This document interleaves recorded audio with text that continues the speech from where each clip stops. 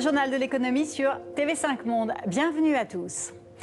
Il n'y aura pas de trêve de Noël dans le mouvement de grève en France, à moins du retrait de la réforme des retraites. Les syndicats promettent un durcissement de la mobilisation qui est entrée dans sa deuxième semaine.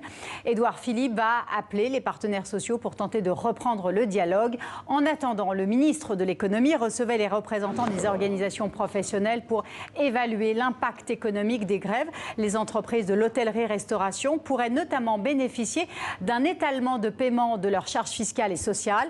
Chômage partiel, autorisation d'ouvrir le dimanche font partie des mesures envisagées. Aujourd'hui, sur Paris, la moyenne de la baisse d'activité des restaurants, je dis bien c'est une moyenne, il faut faire toujours très attention quand on parle de chiffres, c'est moins 50% par rapport à 2018. Qui connaissait déjà l'effet des Gilets jaunes. J'ai fait remarquer à Monsieur le ministre de l'économie que négocier les retraites au deuxième semestre, à quelques semaines de la Noël, c'était peut-être pas le bon timing. Le chiffre du jour, 2000 milliards de dollars. C'est la capitalisation record atteinte par Saudi Aramco au deuxième jour de son introduction à la bourse. Le président de la Réserve fédérale, Jérôme Powell, indique que la Fed pourrait laisser les taux inchangés en 2020. Une pause pour observer les effets des précédentes baisses sur l'économie américaine. Le comité monétaire prévoit une croissance à 2% l'année prochaine et maintient ses projections d'un chômage à 3,5%. C'est un chiffre au plus bas depuis 50 ans aux États-Unis. Blue Origin, la société spatiale du patron d'Amazon, Jeff Bezos, réalise le 12e vol d'essai de sa fusée pour touristes. Le test s'est encore déroulé sans passagers, repoussant sans doute à 2020 les premiers vols commerciaux. La petite fusée de 18 mètres a une capsule à son sommet et peut transporter jusqu'à 6 passagers pour un voyage de 10 minutes seulement.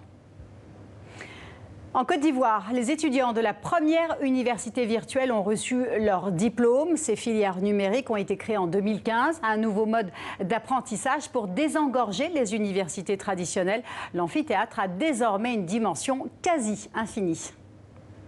Opportunité que j'attendais parce que je voulais à tout prix éviter l'enseignement traditionnel parce que je connaissais les difficultés qui étaient liées à l'université, notamment à Abidjan avec le transport et puis les coûts de documents. Voilà. Donc tout cela a été quasiment supprimé avec l'université virtuelle. Donc je travaille partout où je suis sans me déplacer. Voilà, donc je suis content. Plus de problèmes de transport ni de capacité d'accueil. L'université virtuelle forme actuellement 6000 étudiants au métier du numérique. Internet a explosé en Côte d'Ivoire où le nombre des abonnés est passé de 10 à 15 millions de personnes entre 2016 et 2018. Les étudiants reçoivent donc des modules interactifs sur leur téléphone ou sur leur ordinateur et ne se rendent physiquement à l'université que pour les examens une fois par semestre et le week-end. Fin de ce journal de l'économie. Excellente nuit de programme. À vous tous.